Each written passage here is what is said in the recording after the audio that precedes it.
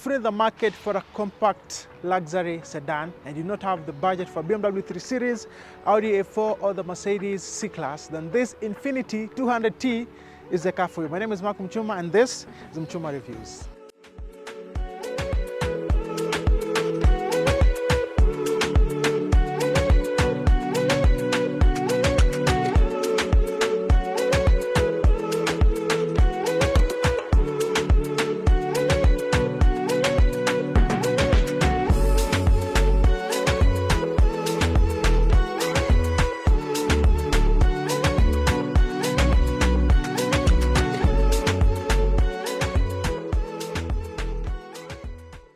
The Infiniti 200T GT is a very luxurious and very stylish car, and let us begin with how the front design is. One of those cool features that sets this car apart is the headlamps. They are very nice design. They have very nice LEDs, and they also have the bi-xenon part. You get the fog lights right here. Now when you look at this grille right here, it has the chrome exhaust. You also notice the Infiniti badge right here. So people who do not know this brand, they might really be wondering what car do you have here.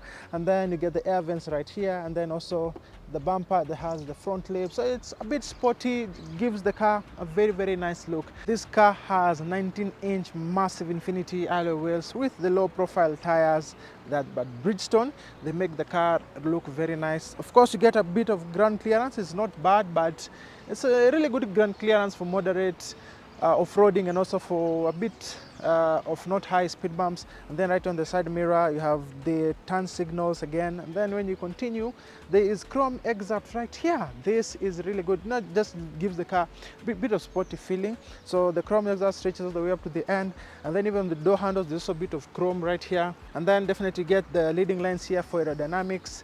The car is very pretty on the side view. Let's look at the back view.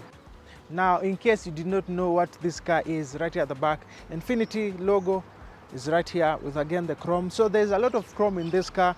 It has the dual exhausts, and opening up, just press a button and then you pull it up. You do it manually, and then it reveals a massive room for your storage. You do not get a spare tire on this model, so when you buy to get the tire repair kit, that comes as standard. Basically nothing much going on here. You do not get a convenient light inside, which is a wonder, because most of these cars that you've done, they do have convenient lighting, but at night I guess you just have to use your flashlight. So let's close it and look at the back seat. What we have right here is really good amount of space. I barely have headroom, but I have legroom, and also the seats are comfortable. This is half leather, and then you get an armrest, which when you open up here, it reveals two cup holders, which are very practical. And also the armrest is very comfy, so you really love it here. So when you close up, again, there's this kind of pattern on the fabric. It's a good design. It has some blue accents, which is fine. And then you get two air vents right here, and then you get a 12-volt power outlet, and then of course these pockets. Yes, you can even put in your mat or your documents. It comes in handy, by the way. So basically the feeling at the rear is I can be very comfortable even when someone drives me at a long distance right here. Now let's see how the front seat is. The comfort levels in this car are pretty impressive, especially for an entry-level, compact sedan. So the seats, they're somewhat bucket seats. They're very comfortable. Here as a driver, you're going to be comfortable. You can adjust the steering wheel, either telescopic or Tiptronic. So this is a pretty, it will be very comfortable as a driver, so depending on even how tall you are. So let's just fire it up. Yes, you can hear that. Definitely you do have a sunroof. This is an added advantage. Let's just tone down the music. I know, just from hearing that, in fact, let me just put up the music.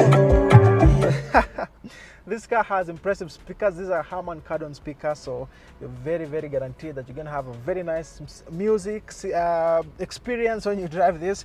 The steering wheel feels very nice. You get the controls here. On your right, you get the cruise control, and then on the left, you can control infotainment, and then on the voice command. And then just look at this here. The car, they've just tried to make this car feel very premium. As you can see, it's a touch screen. infotainment system, and then on the top you have the maps, but right here you can select all your like drive modes, clock, compass, information, and all that and all that. Even your street address you can put it in, and then you get the climate control. And then on the part of the audio, now here's now the good thing.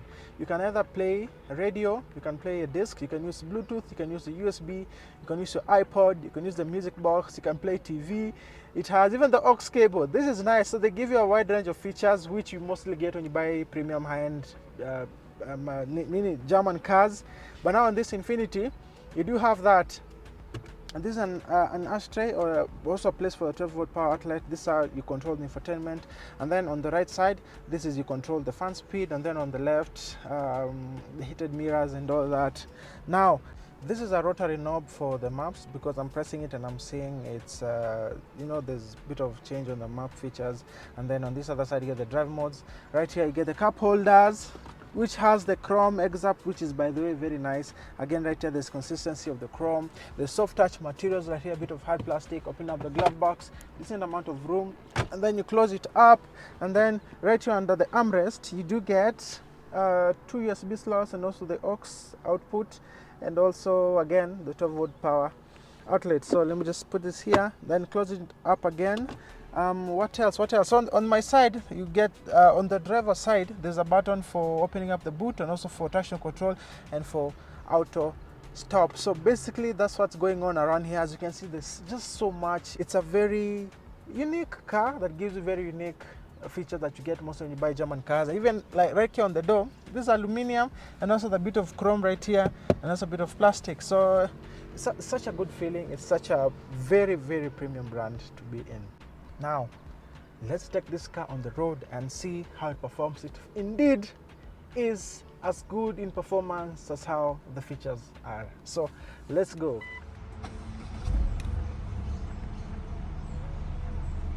The Infiniti 200T or GT is a perfect car. This is what I'm gonna say. It handles like a pro, it handles like a German car.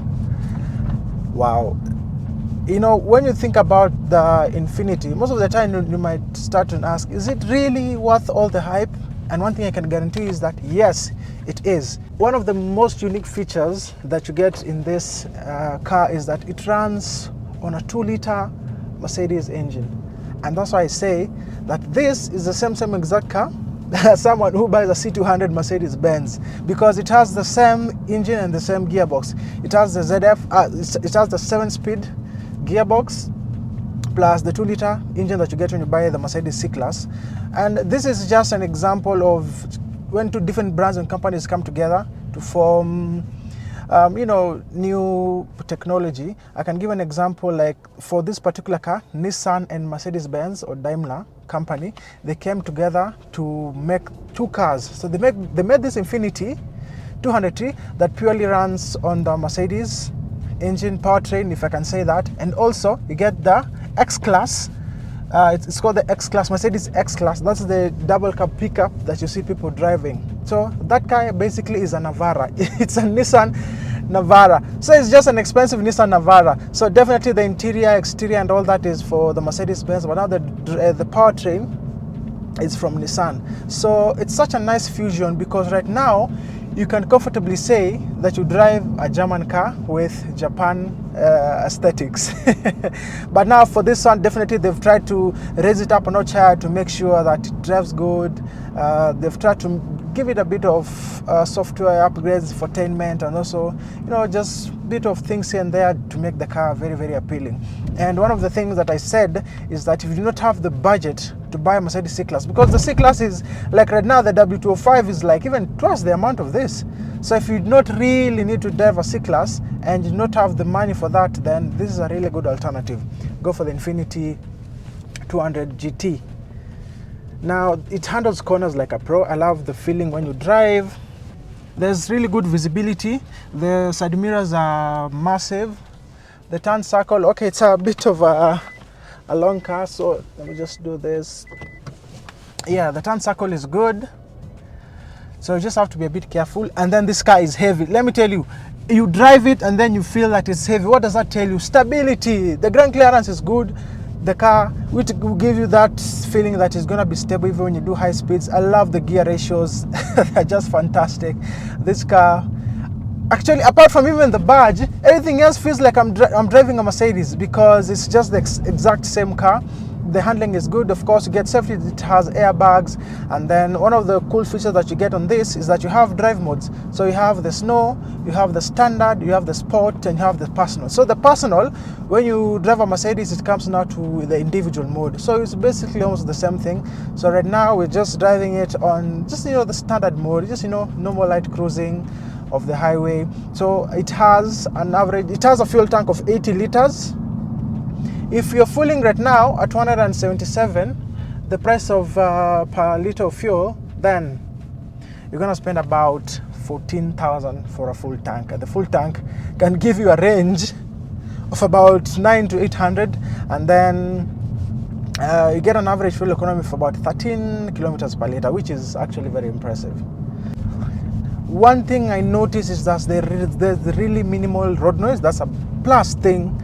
Let me just tell you, the car drives crazily, and if you want to floor it, definitely the picking speed is just insane.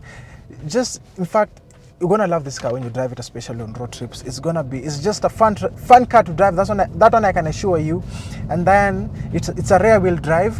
So thank you for watching. Tell us on the next video which car you want us to review next. Adios.